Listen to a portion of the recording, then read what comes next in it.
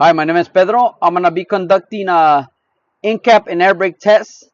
I'm going to be starting off with my seatbelt. My seatbelt, I'm making sure it's not worn, torn, or frayed.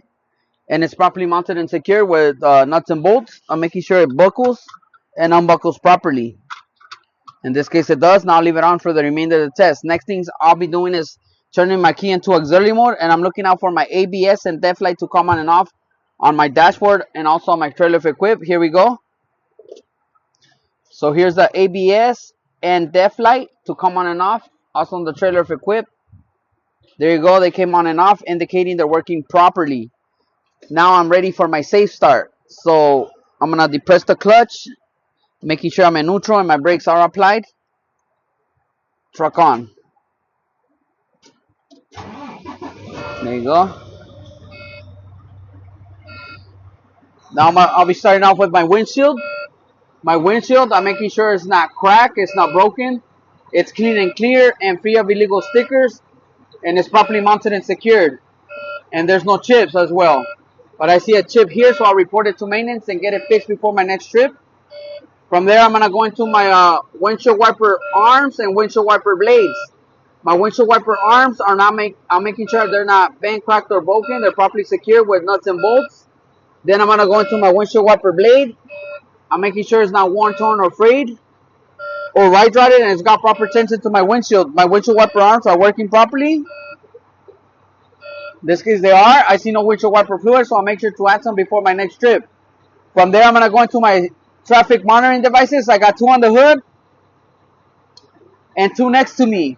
I'm making sure that they're not cracked, not broken. There's no chips. They're clean and clear and free of illegal stickers. All mirrors should be adjusted to me, the driver, so I could see. Now from there, I'm going to go into my light indicators. I'm making sure that my left turn signal works, my right turn signal works, my forward flashers, my low beams and high beams are working properly. Here you go. Then I'm going to go into my horns, electric for city, air horn for country. Then I'm going to go into my heater and defrost. So I'll turn it on. My defroster, I'll be checking on top. There it goes, blowing air. And then my heater towards me. There you go, it's blowing air, so and it's working properly as well. Then from there, I'm going to go to my emergency equipment, my spare fuses, my 3 reflective triangles are behind the passenger's seat. I'm making sure they're not bent, cracked, broken. They're properly mounted and secured. And then I got my fire extinguisher over here next to me. I'm making sure it's not bent, cracked, broken. It's properly mounted and secured. Fully rated and fully charged with the safety pin in place. That concludes my in-cap. Now I'm going to go straight into my air brake test. I'll be starting with the parking brake, trailer brake, and service brake. PTS. In order for me to do that, I have to put my truck in low gear. So I'll depress the clutch, go into low gear. I'll be testing the parking brake first. So I'm going to be releasing the trailer brake. I'm going to let go of my clutch slowly till I feel a slight tug and a slight pull. Here I go. There it went. My parking brake held, indicating it's working properly. Now I'll test the trailer brake. So I'll set the trailer brake first and release the parking brake. Now I'm testing the trailer brake. I'll repeat the same process by letting go of my clutch slowly till I feel a slight tug and a slight pull. Here I go. There it goes. My trailer brake held, indicating that it's working properly. Now I'll test the service brake. So put in the service brake and release the trailer brake. To test my service brake, what I'll be doing is I'm going to be rolling no more than 5 feet, no more than 5 miles an hour. While hovering over my steering wheel, my truck should not pull to the right or to the left. Before I start moving, though, I got to make sure there's no obstacles, pedestrians, or cars in front of me and on the side of me, which there's not. So I'm set to go. Foot off the brake. Release the clutch slowly. Here I go. 1, 2, 3, 4, 5. Clutch and brake. There it went. My truck and trailer did not move to the right or to the left, indicating that my brakes are well balanced and well adjusted, and my service brake is working properly. Now secure the truck. So set my brake. back to neutral. Now I'll be going into my governor cutout. To perform my governor cutout, I'm going to be bleeding my truck to below 80 psi. Here we go. And I'm going to do that by fanning the brakes. So I'm going to go in between 60 and 100. That'll be 80. Here we go. And this is by fanning the brake.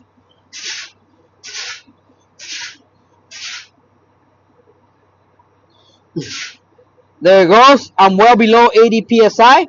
To speed up the process, what I'll be doing is revving my engine between 12 and 15 RPMs. And my governor should cut out between 120 and 140. I'm doing my governor cutout right now. I'm listening for my sneeze. My truck should sneeze between 120 and 140. If it doesn't sneeze, then I'm going to go base when my needle stable should be between 120 and 140 psi. There it goes. My governor cut out exactly at 130 psi. 130 psi, indicating it's working properly because I fell between the ranges of 120 and 140. Now I'll be securing the truck. And I'll be securing the truck by using low cap. So clutch in, L for low gear, O for engine off, C come off the clutch slowly, A back to auxiliary mode, and then B for brake knobs. Push them in. Parking brake first, then trailer brake in. I'm going to let my needle stabilize first. So I'm doing my first stabilization. Then what I'll be doing is putting my foot on the service brake and letting it stabilize one more time. As soon as it stabilizes, then I'll give you that reading, and I should not lose more than 4 pounds of PSI within 1 minute. This is my air leakage rate test. So now it's my air leakage rate test. Here I go. Foot on the service brake. Hold it all the way down. My needle has stabilized at 99. My time starts now. For this test, I should not lose more than 4 pounds of PSI. And this is my air leakage rate test. Once again, air leakage rate test.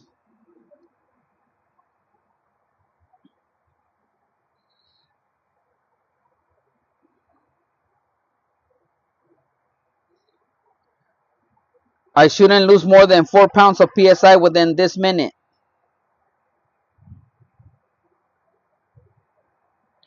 30 seconds have gone by. I'm listening for any air leaks outside and inside the truck. I hear none. My needle's still at 99.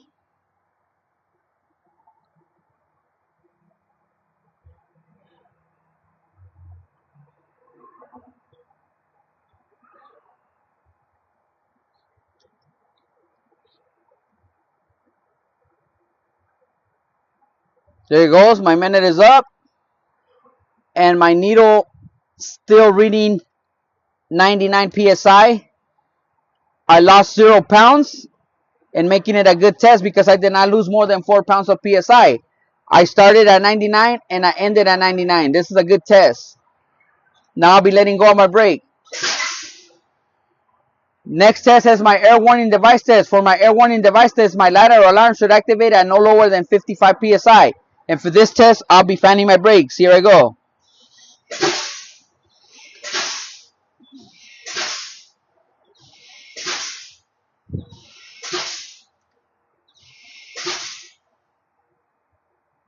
There went. My light activated right at 60 PSI. So making it a good test because it did not go lower than 55 PSI. For my last test is my emergency brake test. For my emergency brake test, both of my knobs should pop out between the ranges of 45 and 20. And for this test, I'll be fanning my brakes as well. And I'm paying attention to my brake knobs. I'm looking right at my brake knobs as I pump my brake. Here I go.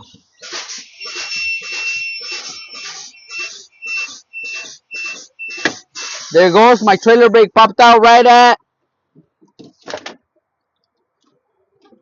30 PSI. 30 PSI. I'll continue pumping till my parking brake pops out. Here I go. And I'm looking at my parking brake.